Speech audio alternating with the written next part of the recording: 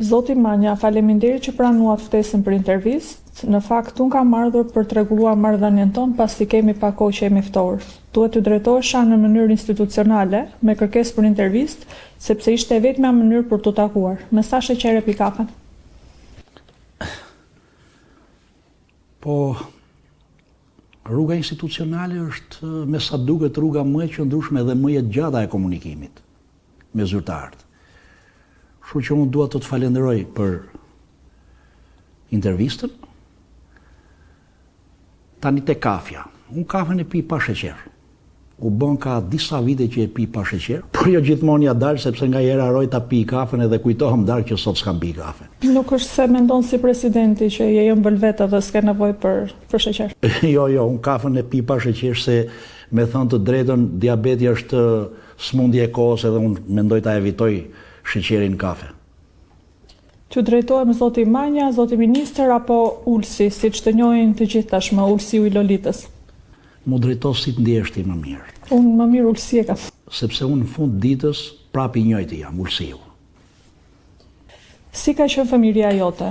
A mund të na tregosh diçka nga kujtimet më të hershme që mban mend? Për shembull, a ke veshur çorape leshi? Se unë për vete jam nga Mali dhe kam veshur. Fëmijëria ime ka qenë si fëmijëria e çdo brezi që lindi në fillim të viteve 70.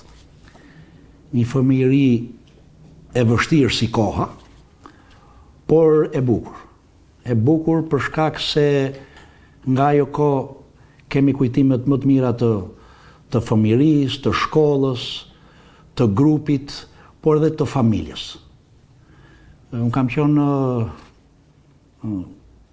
kam lindur dhe jetuar në një familje jo shumë të madhe, por një familje që kemi qenë të lidhur shumë ngushtë dhe vazhdojmë edhe sot e kësaj dite. A kam veshur çorape leshi? Sigurisht që si çdo dibran, edhe unë kam veshur jo vetëm çorape leshi, por edhe triko leshi. Sepse Dibra është një vend i mrekullueshëm malor, bën ftoft, por edhe dimri mban të gjatë. Tani ka ndryshuar pak klima, po përpara viteve 90 dimri ishte i egër dhe i ashpër. Edhe nënat edhe gjyshët tona, çorapet e leshit dhe trikot e leshit ishin gjëja që bënin gjatë verës për t'i veshur në dimrit, rëndësi ka të mos ftoheshin dhe t'ishin ngrohtë. Dhe unë jam krenar, si çdo njeri, dhe sot është ndoshta momenti të kujtoj nënën time. Të kujtoj nënën time, se dhe ky shëndet që gëzoj sot, falë Zotit, edhe kujdesit të nënave dhe gjyshëve tona e kemi ne sot. Edhe nuk është problem të pranojmë që kemi veshur çorape leshi. Jo, me çfarë problem? Problemi është kur janë kështu Chanel, Louis Vuitton. Jo, unë çorape leshi, me thënë të drejtën, çorape leshi edhe sot kur është ftoft, unë çorapet e leshit i kam pjesë të qenies time, të fëmijërisë time, s'është turp. Kjo do bëhet lajm. Absolutisht. Ministri vesh çorape leshi. Po patjetër me kur është ftoft njeriu kujdeset për shëndetin dhe trupin. Sot njerëzit janë duke mbajt dieta për të kujdes për shëndetin e jo më të veshësh çorape leshi kur është ftoft në dimër. Po pse në Alpët e Europës që bën ftoft edhe që njerëzit vishën me triko leshje, me çorape leshje, me shalle leshi, është turp? Por nuk e kanë kompleks atë. Çfarë kompleksi ta kesh? Rëndësi ka të jenë të pastra dhe të majnë ngrohtë. A ka ndikuar familja dhe vendlindja jote në formimin tënd si person? Për shembull, ai ke thënë vetes, mëso sepse është e vetmja mënyrë për të ikur nga fshati. Këtë unë ja kam thënë vetes çdo ditë kur kam qenë në shkollë. Tani familja kam mendimin që për çdo brez dhe për çdo kohë është suporti dhe mbështetja kryesore për çdo njërin prej nesh. Dhe nuk besoj se kjo ka diskutim. Sigurisht që familja, prindrit e mi kanë qenë mbështetja ime kryesore, por dhe 3 vëllezërit 3 mi që janë më tritur, sepse unë jam më i vogli i 6 fëmijëve, por kam edhe 3 vëllezër më tritur se unë, kanë qenë një suport i madh për mua, për shkollimin dhe formimin tim, dhe falë mbështetjes prindërve dhe të familjes jam këtu ku jam sot. Tani, ai kam thënë shpesh herë vetes, mëso se është e vetmja rrugë për t'ikur nga fshati. I kam thënë mëso, po jo si e vetmja rrugë për t'ikur nga fshati. Mëso se është e vetmja rrugë për t'ecë përpara. Po t'i referohemi kohës që kemi kaluar. Sepse fshati sot në fakt njerëzit po kthehen tek fshati. Edhe unë e kam për krenari që e dini ç'mosh kam ikur nga fshati, edhe mbasi fillova punë, mbasi mbarova universitetin dhe fillova punë në Dibër, unë kam ikur nga fshati im, që është shumë afër qytetit, në moshën 26 vjeç. Fshati është do shishi. Dhe do shishi, dhe vazhdoj të jem truaj lidhje të fuqishme me fshatin tim, me Dibrën po me fshatin tim. Se kam bërë kërkime kur mundosha të të bëja për vete atëherë. Edhe është fshati i bukur në Dibër. Çfarë vlerash ke mësuar nga familja? Po recetën e jufkave, ata kanë mësuar? Nga familja kam mësuar që t'jem me këmbë tokë. Dhe që të bëj sa munden për t'u ardhur në ndihmë njerëzve në nevojë. Sa ja kam arritur deri tani t'ja dal kësaj, këtë nuk e di, këtë mund ta thonë të tjerët që më njohin nga afër dhe që ju ka rënë rasti të punojnë me mua në punët që kam kryer. Recetën e jufkave, por nuk besoj se ka di bran që nuk është rrit me recetën e jufkave. Jufkat kanë qenë një moment gëzimi, zajret e dimrit në familjet e Dibrës, që është tradit, kanë qenë moment gëzimi për kohën. Vezët, qumshti dhe mielli i mirë dhe jufkat e vëna në çarçaf të bardhë në shtëpi për t'u tha, kanë qenë një moment feste dhe që unë ende e kam në memorien time atë kohë. Nëna ime ishte mjeshtre e bërjes jufkave dhe unë i kujtoj kur mlidheshin gratë e lagjës duke ndihmuar njëra tjetrën për të bërë jufkat e Dibrës, sa te njëra shtëpi tek shtëpia tjetër dhe era e atyre jufkave më ka ngelur në mendje dhe e kërkoj ende atëherë. Jufkat pa diskutimin receta që identifikohet Dibra me recetën e jufkave, po ato erën e jufkave në atë kohë ndoshta ende se kam gjetur. Ti për çfarë po flisni, sepse ne këtë i quajmë pitka, është pak a shumë e njëjta përmbajtje, ndryshon vetëm forma. Ti je një figurë politike dhe publike e rëndësishme, por gjithashtu dhe një familjar i rregullt. Kur fillova të merresha me ty në fillim, më thanë mos u lodh kot se nuk është ursiv nga ata, është bun me namus, shkon në shtëpi që në 7 të darkës dhe nuk del më. Si arrin ta balancosh kohën mes politikës dhe familjes? Shiko, në vazhdim të traditës ku jam rritur vetë, për mua familja është gjëja më e shenjtë që kam. Për çdo shqiptar në fakt, sepse shqiptarët janë të lidhur me familjen. Dhe familja ime është suporti im më i madh në punën që bëj. Është e vështirë në fakt ta menaxhosh kohën për familjen me punën që bëj, por unë kohën vazhdimisht e kam patur me shumë kursim, edhe në profesionin që kam kryer. Sepse edhe profesionin që kam patur, përpara se të vim politik, ai i prokurorit ka qenë me shumë sakrifica. Por ja kam gjetur balancën e kohës edhe për punën edhe për familjen, falë edhe mbështetjes së shkëlqyer që kam nga bashortja ime Ermira. Kështu që familja dhe kujdesi për familjen vazhdon të jetë prioriteti i parë. Pra kur përcaktohen prioritetet, familja e para, pastaj gjendet koha për gjitha. Çfarë marrëdhëniesh ke me fëmijët? A je i lidhur më shumë me vajzën si shumica e baballarëve dhe a kanë interes ata për politikën? Unë kam 3 fëmijë. Kam vajzën që është në vitin e 5 për drejtësi, pra diplomohet si vjet, kam edhe 2 djem. Djali i madh sapo ka nisur vitin e parë në universitet për ekonomi, ndërsa ky tjetri është i treti, është i vogli, është 13 vjeç. Përpiqem ngaherë, mendohem të bëj dallime mes fëmijëve, por nuk besoj se ka prind që bën dallime mes fëmijëve. Edhe pse vajzat janë pikat e dobta të baballarëve, por nuk bëj dot dallime. Ama të gjithë si familje kemi një pikë dobët, kemi ato të voglin. Ato të voglin e kemi që shija mbitor të familjes. Edhe ngaherë për ta llastuar i themi ty të dum më shumë gjithë. A kanë interes për politikën? 2 djemt, i madhi është ende në fillimet e studimeve. Goca është natyra ime, është natyrë e prerë, është pak kur thot po, kur thot jo, dhe nuk e di nëse ka dëshirë për të marrë me politikë, por t'ja lëm kohës, është çështje zgjedhje. Për mua është e lirë të zgjedh të bëj ato që do të bëj. Si arritet ysh në politikë me këtë dialektin e Dibrës? Se mua më duket që këta të partisë tënde preferojnë më shumë ata me dialekt jugu, Fieri, Vlora, Lushnja, Tepelena e tjera. Partia jonë është parti e madhe. Është parti e madhe dhe ka vend për gjithë, sidomos për dialektin e Dibrës. Se po lexoj dhe këtë librin, të gjitha rrugët çojnë në Dibër, se pastaj më thonë mua pse me Ulsiun, pse me Altin Dumanin. Çfarë bëjnë kur gjitha rrugët të çojnë në Dibër? Po tani të gjitha rrugët të çojnë në Dibër, Dibra është një krahinë e njerëzve të mençur dhe e njerëzve punëtor.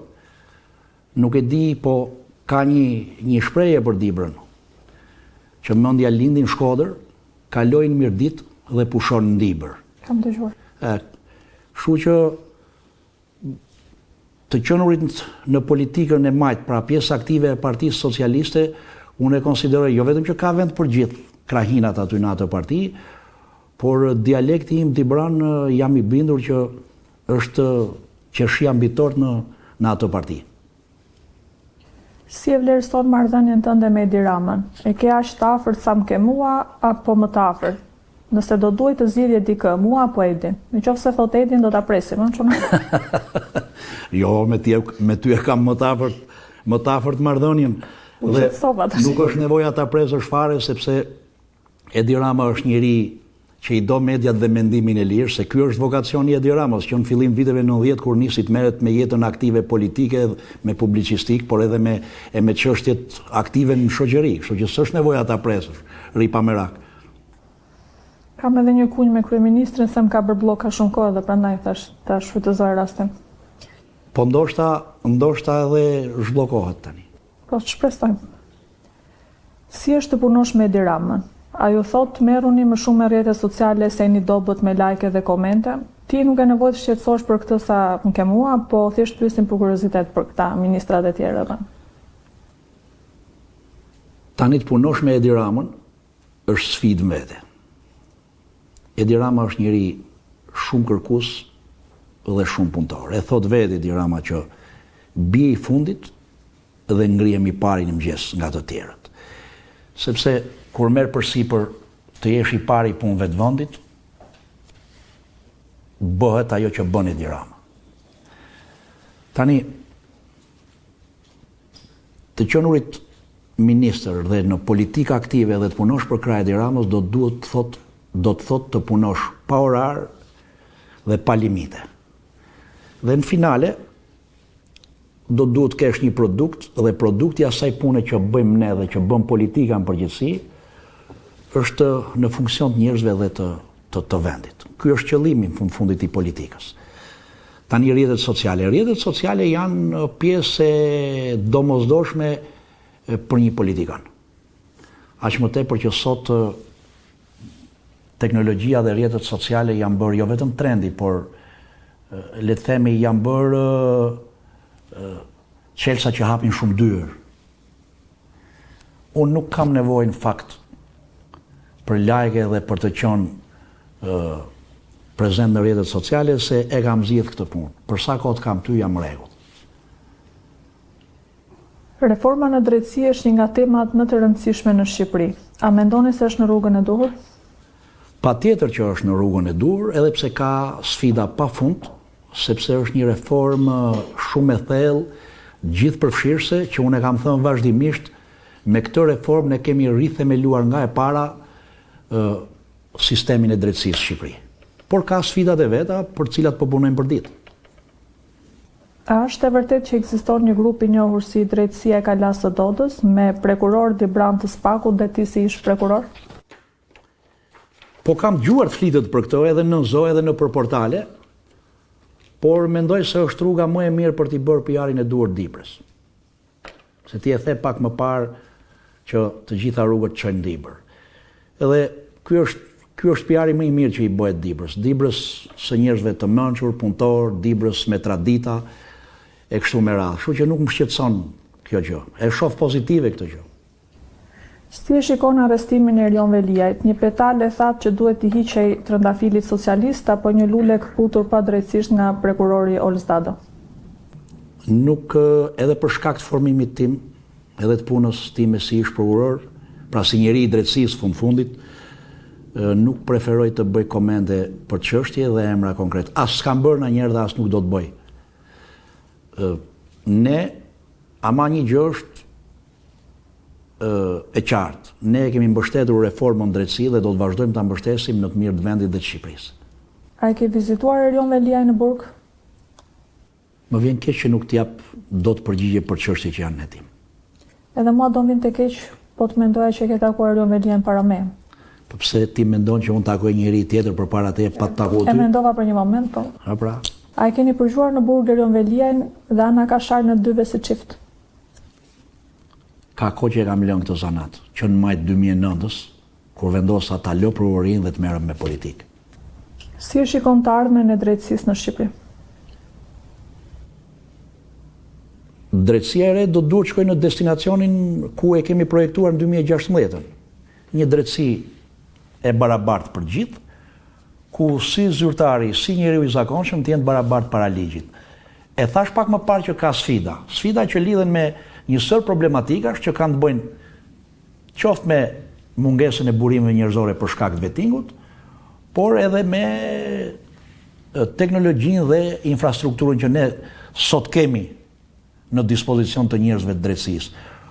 Janë në rrugën e duhur, sigurisht duan kohën e vet, por do t'ja dalim sepse i kemi përcaktuar një strategji të qartë të drejtësisë 2024-2030 dhe unë jam i bindur që brenda këtyre parametrave dhe objektivave ne do t'i suportojmë dhe sfidat që kemi sot.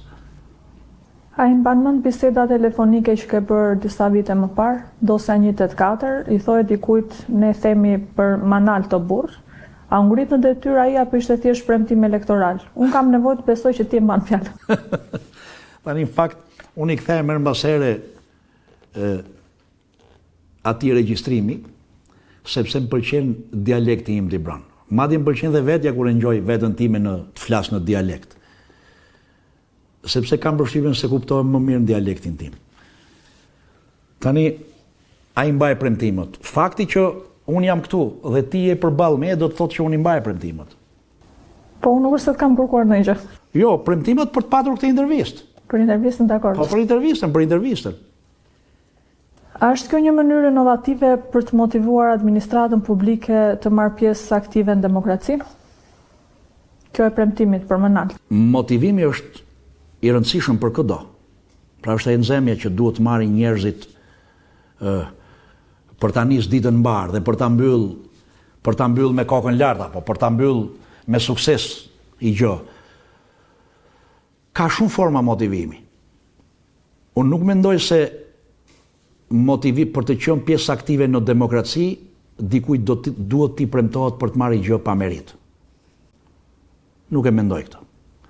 Absolutisht, por ajo që mund mendoj është se një njeri që është pjesë e administratës publike dhe punon, ka gjithë drejtën e Zotit të suportohet për të shkuar në çdo vend pune, fal punës, meritës dhe përkushtimit që ka. Dhe motivimi në këtë rast është pjesë shumë e rëndësishme për këdo. Unë rishpesh me ata të PD-s. Ata thonë se këto përgjime tregojnë mënyrën se si funksionojnë zgjedhjet në Shqipëri. A kanë të drejtë apo këta nuk e kuptojnë dot rëndësinë e besnikërisë politike? Se po ta kuptonin, them nuk do ishin në opozitë këto vite. Do t'ju kishin premtuar ata ca vende pune. Ata s'kuptojnë dot asgjë. Se po të kishin kuptuar se si funksionon demokracia, nuk do ishin kaq gjatë në opozitë. Në shkuptim.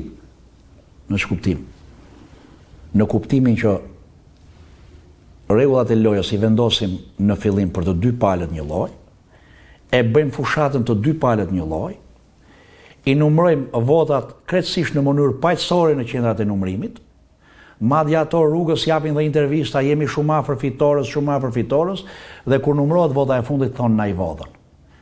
Edhe ne kthehemi dhe themi, po dalem apo ku avodhëm, a ishim bashkë 30 ditë, po, a i numëruam bashkë, po. Ju nuk keni lëviz fare nga salla, as ne nuk kemi lëviz fare nga salla, po kush i vodhi votat? Se s'kan kuptuar i gjë shumë thelpsore. Partia Socialiste është parti që merr 800.000 vota. Nuk manipulohen dot 800.000 shqiptarë. Dhe në këto zgjedhje presin marrim gati 1 milion vota me gjithë diasporën, po tani mbajeni mend kur të na thonë që keni manipuluar dhe diasporën.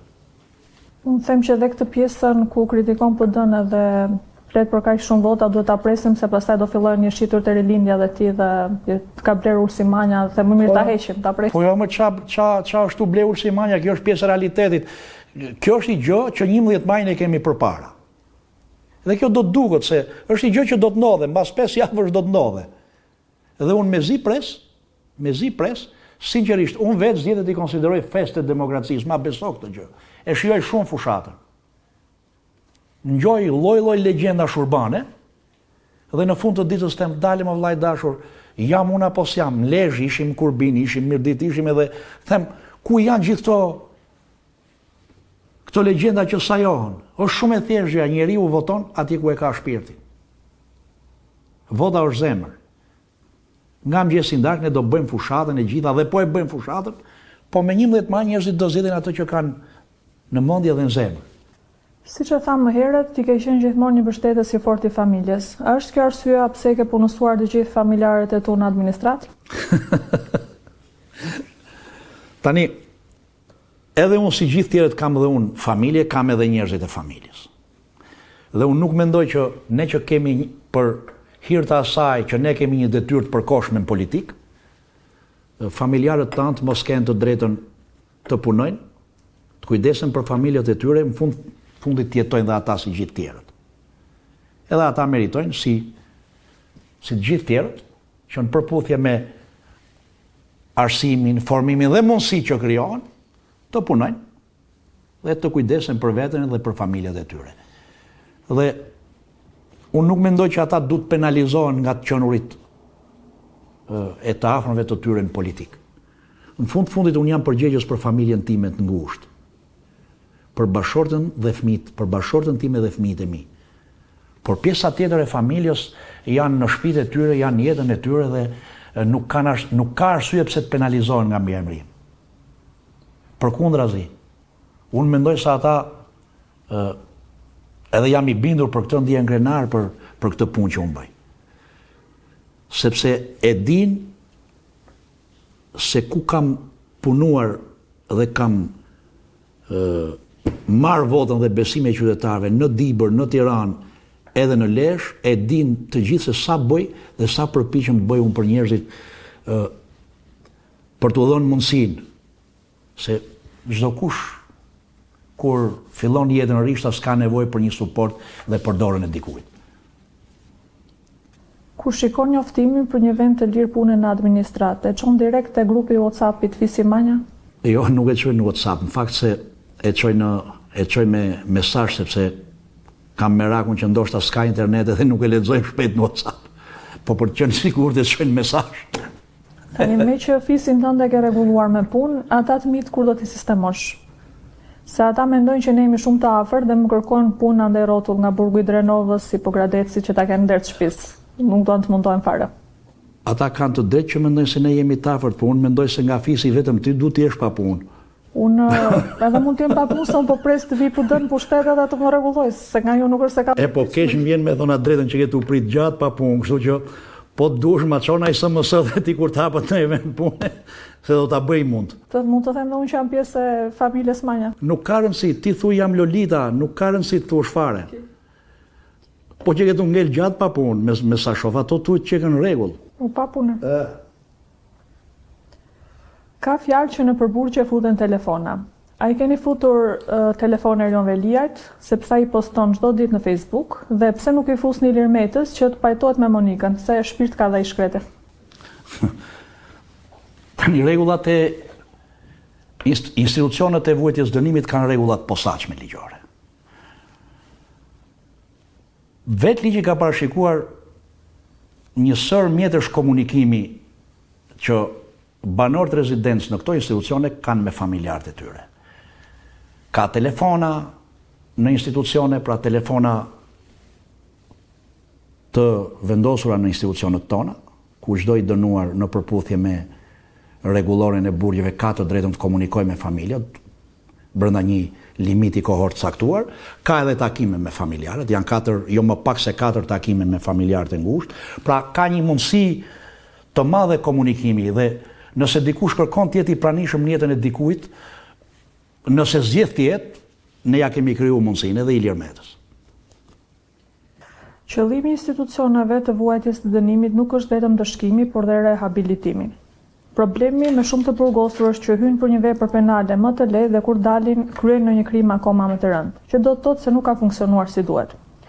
Për shembull, dikush që doli nga amnistia vodhi që të nesërmen. Dalin pa para, shoqëria me zor i pranon, me familjen s'janë mësim parë. A keni menduar të bashkëpunoni me shkollat profesionale për t'u dhënë ndonjë profesion që kur të dalin ta kenë më të lehtë për gjetur punë, të tipit hidraulik, elektricist, për të cilët vendi ynë ka nevojë?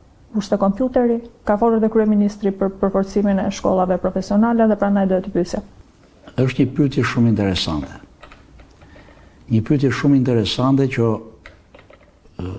do të ftoja që edhe ju të kontriboni në këtë drejtim. Këtë intervistë shoh në këtë drejtim, por edhe intervista të tjera që do të realizosh jo vetëm me mua, por me çdo që ti do ta mendosh. Është një temë shumë delikate që lidhet me shoqërinë dhe të ardhmen e shoqërisë tonë. Qëllimi i dënimit ky është rehabilitimi dhe reintegrimi i të dënuarve në shoqëri. Po, shoqëria shqiptare vazhdon t'i trajtojë të dënuarit si pjesë jashtë vetes. Në fakt ata janë pjesë e jona. Është një pjesë e jona që në një moment saktuar të jetës tyre kanë rënë në konflikt me ligjin penal dhe po vuajnë dënimin që u ka dhënë drejtësia. Tani, nga do ta rrotullosh gjën, shoqëria, ne si institucione por dhe shoqëria në tërësi e ka për detyrë që të kujdeset për rehabilitimin dhe reintegrimin e kësaj pjese tonës në shoqëri. Qëllimi është, kur të dalësh nga burgu, pasi ke vuajtur dënimin, ti jesh një person të cilin shoqëria do duhet ta pranojë në gjirin e vet. Kujdesemi t'ju japim zanate. Kuadri ligjor është i plot, qoftë punësimi në sektorin publik brenda në institucionet tona, por dhe punësimin kundrejt pagesës në sektorin privat. Kemi bërë përpjekje të jashtëzakonshme, kemi një numër të konsiderueshëm të dënuarish që punojnë në institucionet tona, siç kemi bërë dhe po bëjmë përpjekje që nëpërmjet incentivave të ndryshme të jenë edhe private që të bashkëpunojnë me institucionet tona për të punësuar dënuarit. Këtu nuk përfshi profesionet e lira në burg, sepse ne kemi një numër të dënuarish që janë artistë, kanë zanate, pikturojnë, bëjnë punime me dru dhe ne ua kemi krijuar mundësinë. Madje në planët tona me drejtorinë e përgjithshme të burgjeve afat-shkurtra është edhe hapja një ekspozite me punimet më të mira që ne kemi në të gjitha institucionet tona të bëra nga të dënuarit. Mendojmë të hapim një ekspozitë në Tiranë që shoqëria të njohë edhe talentin e kësaj pjese shoqërisë. Funksionojnë kurset, sidomos burgu i të miturve në Kavaj, ne kemi një mori, ndjekin të gjitha programet e formimit dhe të edukimit, përfshirë dhe arsimin profesional. Po ashtu në institucionin ku vuajnë dënimin gratë, kemi një sër kursesh për guzhinë, për parukeri, për qëndistari. Pra, përpiqemi që brenda atyre mundësive që kemi si institucion, që të bëjmë gjithçka në drejtim të punësimit dhe formimit profesional të dënuarve. Sigurisht kemi marrëveshje bashkëpunimi edhe me shkollat e mesme profesionale, aty ku kemi shkollat të tilla, ku kemi institucionet tona. Kemi marrëveshje pothuajse edhe me Ministrinë e Shëndetësisë dhe Çështjeve Sociale, kemi marrëveshje edhe me Ministrinë e Arsimit për të njohur kurrikulat e formimit profesional. Por nuk e bëjmë dot vetëm. Institucionet janë njëra anë e medaljes, por sa i takon rehabilitimit dhe reintegrimit të kësaj pjese të shoqërisë, duhet ndihma e gjithëve. Me që jemi tek burgjet, njerëzit janë shumë kurioz të dinë se si është jeta brenda një burgu dhe çfarë dramash familjare shkaktohen nga burgosja e shtyllës së shtëpisë. Tani unë pas 2-3 emisione po filloj të ndihem si gazetare dhe thash nis një cikël intervistash me burgu i Grave. Do t'ja nis edhe Klevisti, drejtori i përgjithshëm të burgjeve, kërkesën zyrtarisht, po thash me që jam këtu të shfrytëzoj rastin, se ne shqiptarët e kemi çik që duam t'ju bjem shkurt gjërave. Po pse po thu që po më duket vetja si gazetare? Po se nuk jam. Po ti e bën më mirë këtë punë. Faleminderit. E bën më mirë këtë punë se i jep publikut sa gjëra jashtë asaj tradicionale ose dhe klisheve. Pra, publiku shohin tek ato postimet e tua tek portali, shohin vetveten shpeshherë, ose shohin ato pjesë që mundohen ta ndrydhin nga brenda por që në fakt e kanë. Kur të dëgjoj kështu duke folur, them det problem se do mendojnë që kemi rënë vërtet dashuri. Jo me dashuri s'kemi dhënë, po them atë që është e vërteta. Kështu që njerëzit kanë nevojë të lexojnë edhe një gjë për të qesh. Ose kanë nevojë të lexojnë edhe një gjë që e kanë, por nuk e thon dot vetë, po ua thon tjerët. Kështu që ti këtë punë e bën shumë më mirë. Dhe meqense ke dëshirë të shohësh edhe se si është një ditë jeta në burg, shumë e thjeshtë, bëj kërkesën në rrugë institucionale, aprovohet, sigurisht duke ndjekur ato rregullat që kanë institucionet tona. Sa ditë vonon përgjigjen? Përgjigjen shumë shpejt. Dhe kur them shumë shpejt, brenda 5 ditëve e merr përgjigjen. Nuk do t'i thuash gjë Klevisit, Jo, fare. Kthea brenda ditës Fare, përgjigjen. nuk do t'i them fare Klevisit sepse ka ca rregulla të vendosura në komunikimin ton me mediat. Kështu që brenda atyre rregullave Klevisi ka detyrimin ligjor edhe do të kthej përgjigje. Por sigurisht duke ruajtur rregullat. Dhe cili është rregulli bazë kur futesh në institucionet tona? Duhet t'i përcjellësh publikut atë anën pozitive të gjërave që përjetojnë ata që janë duke vuajtur dënimin atje. Pra, një mesazh që shkon në drejtim që përcjell mesazhin e pendesës. Sepse gjithkush që kryen një krim apo bie në konflikt me ligjin penal, pasi merr dënimin nga drejtësia, shenja e pendesës është kryesorja. Këtë duhet t'i përcillet publikut nga brenda jashtë. Kështu që është kur të duash, bëj kërkesën dhe s'është nevoja të kesh asnjë lloj ndërhyrje. A i mirë lej kryeministrit kur shkon për intervista, se për shembull ai mund të thotë që jemi në periudhë zgjedhjesh. Sa pi kafe me Lolitën do kishe bërë në një vot në Lezhë, apo ti ke fjetur mendjen me që është Pierini aty dhe po punon ai? Unë edhe tani vota po bëj. Unë nuk i votoj për vetë. Por jo ti mos më voto, po më vota po bëj ama. Sepse për një politikan, ti e di shumë mirë që PR-i është pjesë e rëndësishme edhe një fushate elektorale. Jo vetëm për politikanin tërsi, por edhe për fushatën elektorale. Aq më tepër që tani jemi edhe në një kohë fushate. Dhe kryeministri e di më mirë se askush këtë gjë. Kështu që madje përkundrazi ai na stimulon të dalim në media dhe në për intervista. Kështu që nuk është nevoja më i marr lek kryeministrit, sepse ai e do këtë gjë. Dhe madje kjo që po bëj sot është më e rëndësishme se sa vajtja në një takim elektoral Lezhë. Mos ta dëgjojnë ata të Lezhës se do fillojnë pastaj që na ke lënë masdore për Lolitën. Jo, më pse të mos më thonë merre Lolitën dhe hajde në Lezhë. Mund të më thonë dhe këtë ata, merre Lolitën dhe hajde në Lezhë. Në Kurbin, Mirdit, janë treva të bukura ato. Kam qenë. Edhe më vjen mirë që pas ke qenë aty. Kam qenë dhe njoh mirë si sot. Më vjen mirë. E shikon pra që unë jam në vendin e dur. Pas Skënderbeut, jo atit e Lisës, Skënderbeut originalit, je i dyti di Braq që ku vendon në Lezhë. Çfarë të lidh me Lezhën? Përveç fushatës, po them. Po, unë mendoj se puna dhe kontakti me njerëzit është vlerë universale për njeriu. Nuk ka rëndësi se ku ke lind dhe ku je rit, por rëndësi ka që aty ku je, ti përpiqesh të bësh më të mirën, me punë sigurisht edhe me skuadër. Kështu që unë më duket vetja një lloj si në Lezhë, si në Mirdit, si në Kurbin, si në Dibër, më duket vetja një lloj. Aq më tepër që jam drejtues i të njëjtës skuadër, i skuadrës socialiste. Pra nuk ka rëndësi ka që je në vendin e dur, në momentin e dur dhe motivi vetëm është puna. Kjo më lidh me Lezhën. Pa fol pastaj se unë në Lezhë kam punuar për një kohë gjatë edhe kam përshtypjen që kam ngrënë më shumë bukë në Lezhë mirë ditë dhe në Kurbin se sa në shtëpinë time. Me cilin nga politikanët e opozitës ke raport normal? Bon do ta jap këtë përgjigje pas fushatës se kam përshtypjen, unë kam shumë miq e shok atje tek kampi tjetër, po nëse do them emra kam frikë se u bëj dëm tani në fushatë. Do thonë që u shiten edhe këta pastaj gjë. Po do të thotë që u shiten edhe këta ose Ulsiu po ndihmoka na njërin prej këtyre se tani janë edhe këto puna e listave të hapura dhe është hall kjo gjë, kështu që në intervistën e radhës, nëse do e kemi një intervistë tjetër, pas tjetër do të ta jap përgjigjen me emra. Fillimi është i vështirë, pastaj do na bëhet vesh kjo puna e intervistës. Ti je bindur që do të jap me emra se kam shumë miq. Atë po kalojmë data të partisë tënde. A bën xheloz kur del tek faqja ime? Se mua më kanë thënë bollu more me Ulsiun, po hir sy dhe nga ne. Nuk të them dot emra, se do mendosh që më ka futur PD-ja si Helena e Trojës për çarpësën. Po nuk është ky qëllimi në fakt. Po fakti që ta thon ty do të thotë që pas ka xhelozi, se unë nuk e ndjej, se kur je brenda një grupi për ditë aty nuk e kupton këtë gjë, po fakti që ta thon ty do të thotë që pas ka xhelozi. Po ja pas kemi dalë me sa duket. Them se po. Në rregull. Si ministër me shije të holla, kush vishet më bukur, Belinda apo Elisa?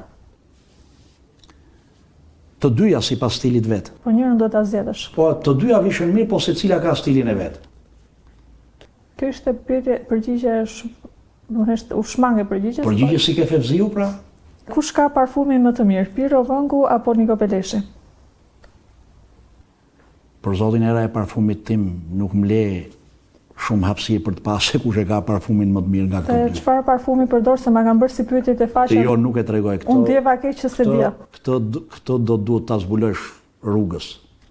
Në intervista të tjera. Po ju them atë që nuk e dim akoma çfarë parfumi përdor. Jo se këtë punën e parfumit, edhe markën e parfumit që përdor ma ka kërkuar dhe Saliu i radhë në parlament.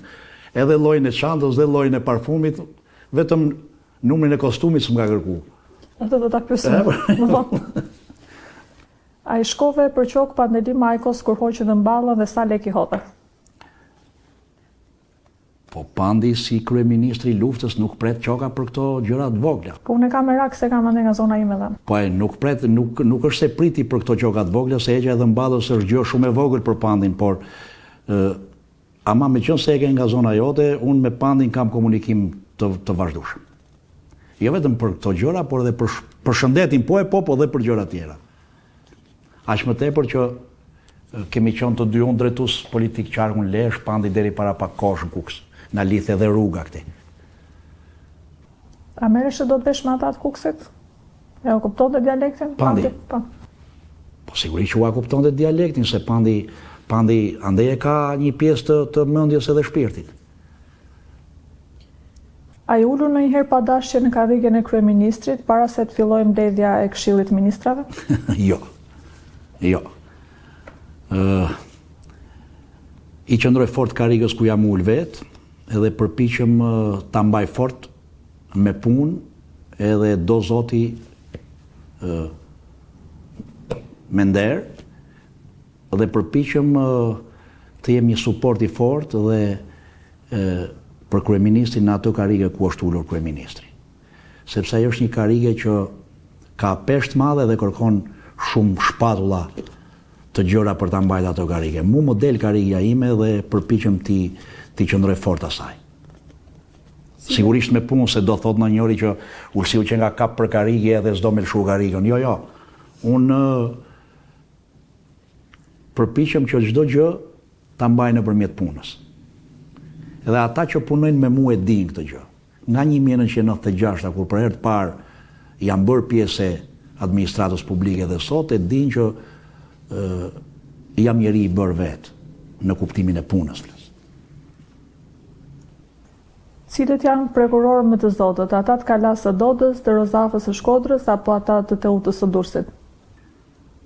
Tani mos më prek këtë piga ime e dobët, sepse unë sado gjatë që të rim politik, ma beso këtë gjë që njeriu është i dashuruar me atë profesionin e tij të parë. Për mu prokurorët janë prokurorë dhe janë më të mirët në profesionin e tyre. Nuk do të flas shumë gjatë për sakrificat që ka ai profesion, por janë më të mirët. Nuk ka rëndësi nga janë më të mirët për mua. Çfarë numri ke këpucët, po kostumin? Ja pra dhe zbulojmë këtë tani, po të ta them unë që numri kam këpucët dhe kostumin, që pa puna, na gjë dhe dhe do e angazhosh një javresh të merremi me numrin e këpucëve, ndërkohë që mund të bëja një vot për PD-n për shembull. Po ajo është qëllimi, pra që ti të harxhosh kohën të merresh me të gjesh numrin e kostumit dhe të këpucëve që të mos shkojnë votat ke PD-ja. Që këtë duhet të kemi parasysh, të mos merremi me këpucët e ministrit. Po do merresh prapë, ngjo mua. Sleti. Makinën e ke me naft apo si të gjitha ata rrogtarët gaz benzin? Jo, ka qelluar me naft makina. Gjatë fushatës me Pierinin, hani pul me jufka apo bukë gjatë nga emrizit? Po tani bukë me gjatë nga emrizit do ham, se jufkat, pula me jufka, kam përshtypjen mu ku do të mpresësh, duhet kalen shumë vite që të mos më dale pula me jufka përpara, kështu që më mirë bukë gjatë ke altini mrizit se jemi në rregull. Kështu që po kur shkon në plazh, ti not apo lash me flamingo ngjyros të gjithë nga mali? Jo, me çfarë ti je shrit ngjit me drinin e zjet, mos dish notin e kam mësuar herët. Po këto ishin një nga kënaqësitë e fëmijërisë tonë, se ishte shkolla dhe librat si e vetmja dritare, se s'kishte atëherë as rrjete sociale, as Facebook, as këto teknologjitë e reja që kanë dalë atës, këto ishin kënaqësitë. Verës e lam Andri, edhe shkolla. Kështu që notin e di mirë. Aq më tepër që nuk besoj që ka di brën që s'di not. Jo, nga që nuk e di vetë dhe mendova një lloj. Pse s'di noti? Po nuk di se kam malë tash. Po aty ke liçenin e Pogradecit. Ishim çik larg. S'ke pas nërmet mësesh notin se aty e ke pas. Po mësohet tani. Mësohet se në Tiranë duhet not. Në Tiranë duhet me ditë not edhe pse s'ka det afër. Ke fjalën kur përmbytet Tirana apo? Jo kur përmbytet Tirana, po duhet me ditë not këtu në Tiranë. Konsideroje si zanat këtë punën e notit. Të vazhdojmë të pyetja tjetër se tani u kontekstova që s'di not. Cila është vera më mirë, ajo me foton tënde në fushat apo ajo që pi kryeministri? Nuk jam qefli i pijeve në përgjithësi, po na i got verë edhe e pi. Vera më e mirë për mua është ajo që pijet me shok. Dhe vera më e mirë, tani unë kam logon time, ti s'mund të më pyesësh më kush është vera më e mirë, se unë kam verë me logon time. Më kupton, vera më e mirë për mua është kjo që ka fotografinë time, pra logon time, por edhe që pijet me shok. Po me qenë se më pyete për verën time, do kujtoj njerëzit se kam ndaj kantinë vere, se edhe më kam pyet për kot. Shneti shishe vere me fotografinë tënde. Pjesë e fushatës është edhe kjo. Miq dhe fansat e mi në 2021-shin, ju vajti mendja tek shishe e verës me fotografinë time. Do ti tani që ngeli kjo punë? A ja ke mësuar Toni Gogut që Hayreddin Pasha nuk është heroi Dibrës? Shiko, Toni Gogut, si me dhani kam mësuar i gjogjo, se nuk i bot Toni ato gabime, po ndodh që rrjetet sociale t'i mbajnë nga i herë edhe ky brez i ri, që nuk e njeh shumë mirë historinë. Toni t'i kam mësuar i gjogjo, se e kam shumë mik. Toni i kam thënë që përpara se ti hedhish statusët, kushdo që të ti mirë mbaj faqet dhe rrjetet hidhu një sy vetë. Se Toni Gogu e di që Hayreddin Pasha nuk është heroi Dibrës. Edhe unë kur dua të shmang përgjegjësitë mi kanë hedhur postimet e adminat e tjerë. Kështu që edhe Toni mund të ketë në stafi për dal nga situata. Jo, Toni e dha sqarimin e vet për këtë gjë, po problemi është që edhe ndodh kjo. Përveç dialektit Dibran, a flet në gjuhë të huaj? Po më i flas shqip. Pra veç dialektit tim Dibran flas gjuhë shqipe. Se bën premtime për më lart, kur vetë ke frikë nga lartësitë nga avioni? Ja, pra që të mësoj me lartësitë. Ke filluar të mësosh apo? Po kam fillu. A u pendove që e pranove këtë intervistë me mua? Jo fare, përkundrazi. Ishte shumë kënaqësi, po tani dua ta di a je Lolita e vërtet, se mu më kërkojnë intervista shumë në emër të Lolitës, po inshallah je Lolita e vërtetë, se më ka shkuar përgjigja dom. Intervista dom. Po tani, po nuk e zgjidhe këtë dilemë, ti si ish prokuror nuk ka për të zgjidhur askush. Po do i filloj tani hetimet unë, se s'kam ç'bëj, e dash intervistën tani. Të filloj të shqetësohen? Jo, për shqetësu, jo, rëndësi ka të dale e vërteta. Se pastaj si dale e vërteta jemi të dy në rregull.